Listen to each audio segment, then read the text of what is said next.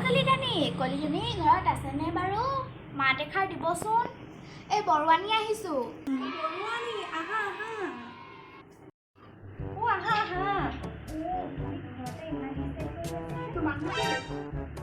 আহা বহাহি। এই তুমিও বহা কাষতে, বহুত ডাঙৰ কথা এটা পাতিবলৈ আছে। কিয় বা আহিলা আজি তুমি? এই তুমিও কাষতে বহাহিচোন, কথা এটা ক'বলৈহে আহিছিলোঁ। কোৱাচোন কোৱা, কিনো ইমান ডাঙৰ কথা? কথাবোৰ বৰ ডাঙৰ। কোৱাচোন কোৱা, কিনো ইমান চেল পেলাই আছা? ৰখিবই পৰা নাই মই। শুনা, তোমাৰ ছোৱালীজনীয়ে ল'ৰালগ কৰি আছে। তুমিনো কেনেকৈ গম পালা আমাৰ মুনুৱে ল'ৰালগ কৰি আছে বুলি? গোটেই গাঁৱত বিয়পি পিছে তুমি গমেই নোপোৱা নেকি এতিয়ালৈকে? মই যে লোকে কথা বিশ্বাসে নকৰোঁ।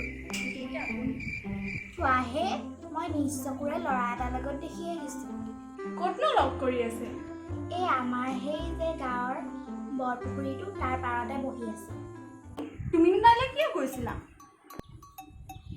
এই গৰু এৰাল দিবলৈ গৈছিলোঁ। আমাৰ গৰুজনী সেয়াতে এৰাল দিওঁ নহয়। বাপেকে তাইক মই আজি দি আছোঁ, ঘৰলৈ আহক তাই আজি। এই তুমি নাযাবা, থাকিবলৈ গ'লে তাই ঘৰলৈ আহিব নহয়। পিছে ল'ৰাটো কোন তুমি জানানে নাজানা? কোন?